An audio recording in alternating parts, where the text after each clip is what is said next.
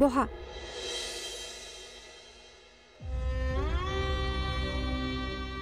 মই তোমাক বহুত চিন্তা কৰি এই কামটোৰ কাৰণে মাতিছোঁ।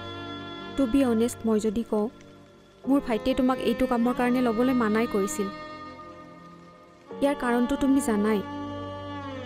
সূৰ্যক আমি বহুত বিশ্বাস কৰিছিলোঁ, কিন্তু সি আমাক বিশ্বাসঘাতকতা কৰিলে আৰু তাৰ পিছত তাৰ পৰিবাৰকে এইটো অফিচত নিয়মমতে চাকৰি দিব নালাগে। কিন্তু মই বুজি পাইছোঁ এইখিনি সময়ত তোমাক টকাৰ প্ৰয়োজন আছে আৰু তোমাৰ ঘৰখন তুমিয়েই ধৰিব লাগিব। মই বিচাৰিম যাতে তুমি আমাৰ অফিচৰ কামবোৰ সততাৰে কৰি যোৱা।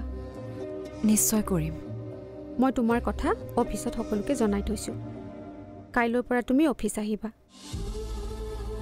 অফিচৰ ল'ৰাকেইজনে তোমাক কামত সহায় কৰিব। হ'ব। এতিয়া তুমি যোৱা। ঠিক আছে বাৰু।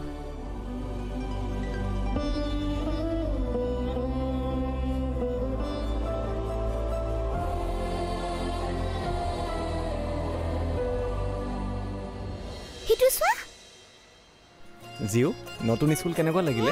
ভাল লাগিছে। ভাল লাগিছে? তোমাৰ মা আজি অকণমান দেৰিকৈ আহিব। মই তোমাক ঘৰত থমগৈ দেই। হ'ব। ব'লা।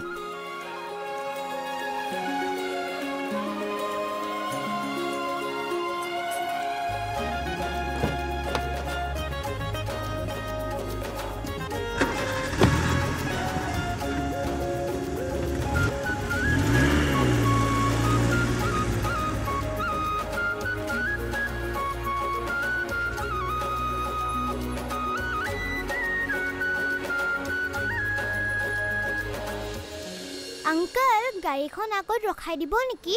কিয় জিও? মোৰ ফ্ৰেণ্ডজনী কপিখন মোৰ হাতত আছে, বোলো তাইক দি যাওঁ। ক'ত দিবা? মোৰ ফ্ৰেণ্ডজনী তাতে ৰখি আছে। ৰ'বা, এইখিনি ৰ'ব নোৱাৰি নহয়। মই অকণমান আগত গৈ ৰখাই দিম, হ'ব? হ'ব। ঠিক আছে।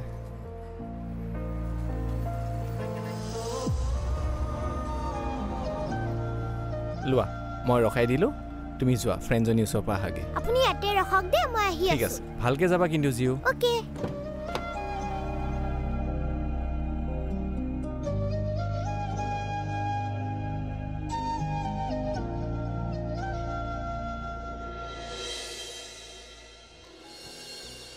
আপুনি অফিচৰ ভিতৰলৈ নাহিলে যে? নাই মানে এনেই। মোৰ কামটো হ'ল। অঁ, আজি অফিচত সকলোৰে লগত চিনাকি হ'লোঁ। কাইলৈৰ পৰা কামটো আৰম্ভ কৰিব লাগিব।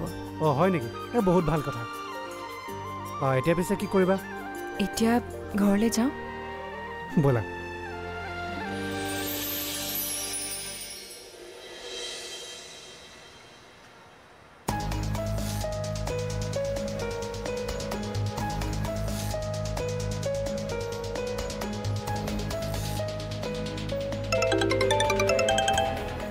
হয়, কওক।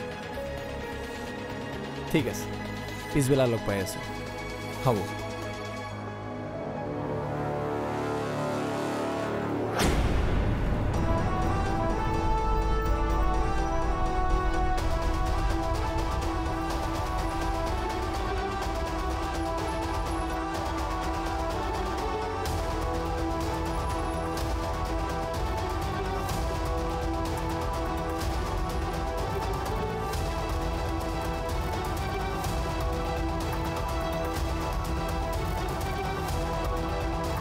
এতিয়াৰে পৰা সম্পূৰ্ণ খণ্ড উপভোগ কৰক কেবল টিভিত ৰং চেনেলত।